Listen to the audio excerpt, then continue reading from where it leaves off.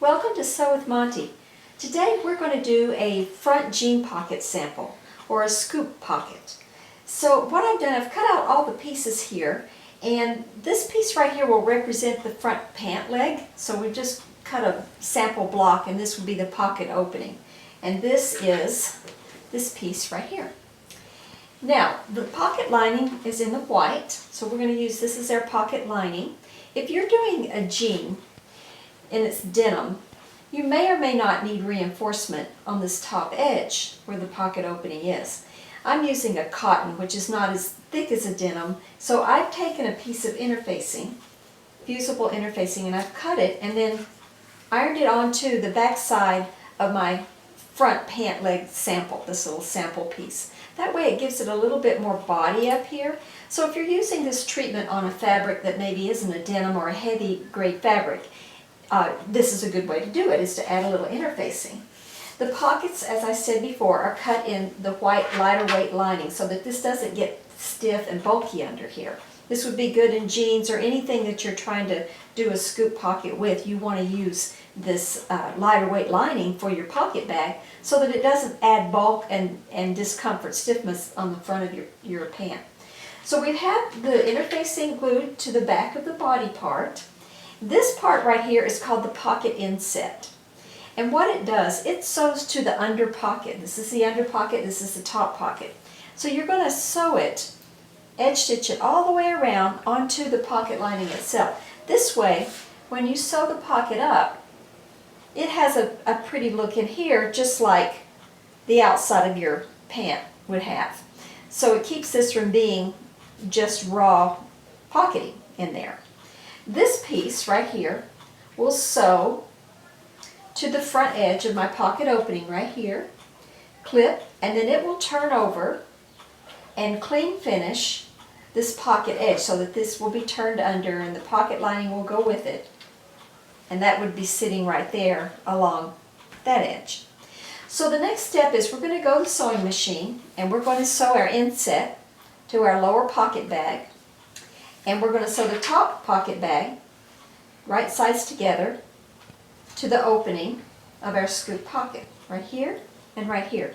Now, to the inset here, you want to make sure you finish this edge off in some manner. I've used a serger, but you could have turned it under a 1/4 inch and edge stitched it on here. You could zigzag it, but you definitely don't want to leave a raw edge here. So make sure when you sew your inset to your pocket bag, your lower pocket bag, to finish the edge off before you sew it down. So let's go to the sewing machine. Let's get started sewing on this and make an adorable scoop pocket. First thing I'm doing, I'm going to sew the pocket inset to the lower pocket bag. And I'm going to start sewing it here. Now this is really important. I don't want to sew all this down and then come down here and find out that I've got a pucker inside this edge. I'd rather sew it here, get it flat, and then if there's any issues, let it go out here and trim off the excess. So remember, when you sew in your pocket inset on, start on the inside line here, the scooped area, and then sew the outside. And all I'm doing is just going to go around this. I'm going to sew right in the middle of my serge stitch. That's nice if you have the serge stitch because it gives you a guideline of where to sew. You can just sew on that center line, the second needle line on your serge stitch. And I'm going to just go all the way around through here, adjusting my needle when I need to, lift my foot if I need to. And then when I get to the top, I'm going to come off. Now, some people will go just straight around, but I like to come off and just evaluate where I'm at before I go on. If I were sewing 100 of these, I probably wouldn't do this, but since I'm just sewing one of, I want to make sure that my pocketing and my inset are congruent. See, everything looks nice, so that I like. So now I'll come back in and I'll finish off this corner just with an edge stitch. You definitely want to edge stitch just top and outside edge. You don't want to leave them open because when you start sewing your waistband and your side seams on, you want this securely attached to the pocket bag. Otherwise you've got too many layers flying around and you could get them off or tucked or not in the right place. So always make sure that you edge stitch the waistline area and the side seam area of your inset as well.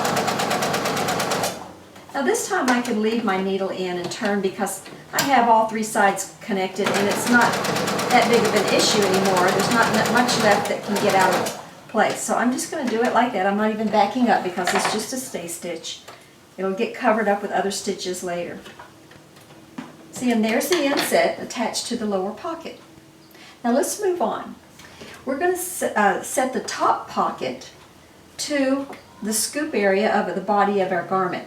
So I'm going to put right sides together. Now the pocket lining doesn't really have a right side, but the body does. So I'm going to put right sides together. I'm sewing with a 1/2 inch seam allowance, so I'm going to readjust my needle position, and I'm sewing with a 3 stitch length. And I'm just going to start off with a back stitch and then just go slowly around through here. My gauge is the edge of my foot lines up with the raw edge of my fabric, and that gives me a 1/2 inch stitch if I keep my needle in the left hand position. So I'm just going to go all the way around through here nice and slow. Take your time, there's no rush. Back up when you start and stop. And then we are going to grade the seam. We always grade the seam. So I'm going to take the lining part and I'm going to cut it about 1/2 the size of the regular seam allowance around through here. I think I might be better off cutting this way. And then I'm going to clip the curve so that the concave curve will easily straighten out when I go to my iron. So I'm going about every 3/4 of an inch, and I'm giving it a little clip. Don't overclip, because if you overclip, you're going to break down the shape of the curve and it won't have a nice finish. So just go about every 3/4, 5/8 of an inch, somewhere in there. See, now it will straighten out. So the next step is we're going to take it to the iron and we're going to press it so that the lining does not show. You're going to have a little bit of yourself showing, but the lining will be tucked under and pressed like this. And then we'll go ahead and put the rest of it together. So I'm pressing my inset and my lower pocket, and look how nice and crisp that looks after you press it. Now, what I like about a scoop pocket instead of a side seam pocket, it doesn't have the bulk on your hip that a side seam pocket will have. Plus, because it's attached at the waist and the side seam, it keeps the pocketing laying flat, where sometimes a side seam pocket, because it's only caught a small margin at the top here, will have a tendency to roll up inside and have a bulk on the thigh. So this is a nice pocket if you want to look slender and you want a nice slim fit. So there's our inset pressed. Now what I'm going to do is I'm going to press this up toward the seam. Let the seam allowance be up into the pocket like this. And then once I have this, I'm going to roll it over and I'm going to straighten it out. And you may need some pins for this. So remember, pinning to the ironing board is a good thing. I'm going to intentionally roll it so I'm seeing just a little tiny bit of the self along the top of that seam. I don't want to see the lining on the outside. So I'm going to make sure the lining, the top pocket lining, is down underneath the seam. Just like that. And then I'm going to press it. You can bump press it, or this one you can press just about any way. And once I have this, I'm going to flip it over and I'm going to press it again just to ensure that I'm not seeing any pocket lining sticking up above myself. See, much nicer there. So there's the pocket opening, and here's the pocket inset. Now, this is the beautiful part about this little pocket. We're going to put it right here. See how beautiful that is? Now, before I do anything, I'll go back to my sewing machine and I'll put decorative stitching. I can put a double needle here, edge stitch, or I could leave it alone. I don't have to do anything depending on the look. But I am going to go put a double stitch on here just to show you how to do it. And then after I get that stitched, I'm going to take my 2 pocket linings, upper and lower, and I'm going to sew them together all the way around through here and finish the edge off. Now there's 2 ways of doing this. You could sew it so that the seam is inside, like this, so that you would feel the seam inside your pocket if you're wearing it, or you can sew it flat like this. I like to sew mine flat for the most part because it takes the bulk down again. I don't want to see that bulk of the pocket through the front of my pant. And then I just overlock or finish off this raw edge so it doesn't ravel out and cause threads in my pants. So I'll sew this at a 1/2 inch all the way around through here, finish this edge off, and then we'll top stitch this little opening right here. The first part of my pocket, now that I have my inset and my lower pocket lining sewn together and my upper pocket lining sewn to the scoop, I'm going to top stitch the edge of my pocket opening here. And I'm going to start with an 1/8 of an inch top stitch, and I'm using the 3 stitch length, and I'm just going to go nice and easy right around through here, making sure I stay even to the 1/8 inch measurement. I'm going to try to be as close to that as I can possibly be, so that it looks nice and uniform. Now, if you have a double needle in your machine, this is a good place to use it. So if you've never used your double needle, this is a great opportunity to take it out and use it. Now, once I have this, I'm going to cut the thread. That's my 1/8 of an inch stitch. Now I'm going to come back and I'm going to reposition my needle to the left-hand side, keep it on the same stitch length, and I'm going to come in here and I'm going to line my stitch up just on the inside tine of my foot, and that should give me approximately a 1/4 inch stitch width between my 2 double stitches. And I'm going to come back in here and just go right along the side, keeping this stitch in line with the inside tine of my right foot. Now, this is another place where using a top stitch thread looks really nice, or you can use one of your decorative stitches also. So this is a place to get creative and do some really cool stuff. I'm just using regular thread, but the top stitch thread would look really nice here, as would some of my decorative stitches. So that's something you might want to play around with if you ever decide to do a scoop pocket. See how nice that looks? Starting to really shape up very cute. So the next thing is I'm going to take my pocket and my under pocket and my top pocket, and I'm going to sew them together. So I'm going to match them up right here, and I'm going to pin it so I can get to my pins on the outside, pin on the outside, and go all the way around through here, and I'm going to sew my pocket together with a 1/2 inch seam allowance. Now you want at least a 1/2 inch seam allowance on this pocket so that it doesn't pull out or ravel out as you're washing it and wearing it. So make sure you have a good healthy at least 1/2 inch seam allowance on this pocket, and then go back and do your serger or your casting, whatever you want to do. You can use one of your stitches on your machine if you don't have a serger. So I'm going to come in here and I'm going to do a 1/2 inch seam allowance right along this edge, making sure I back up when I get started. And then I'm going to go all the way around the edge of this, and then I'm going to take it over to my serger and finish off the raw edge so it doesn't ravel out.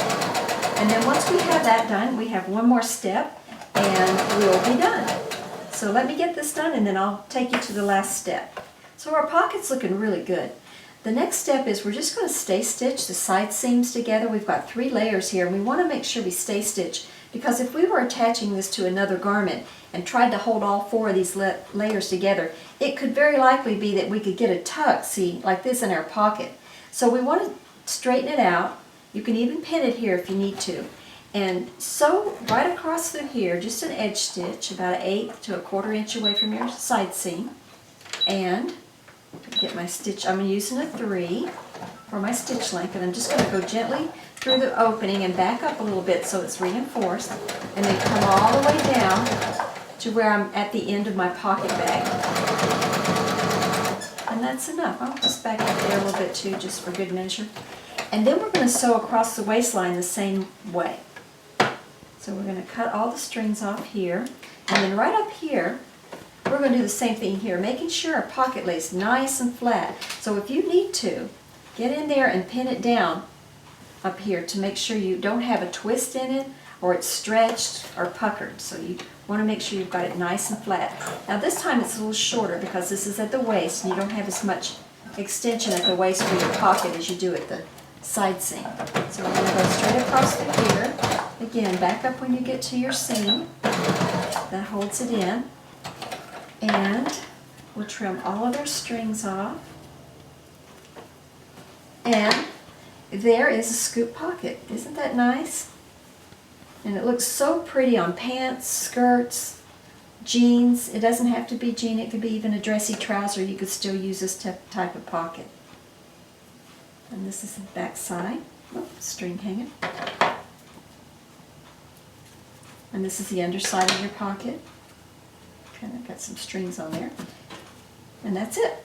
Scoop pocket or jean front pocket.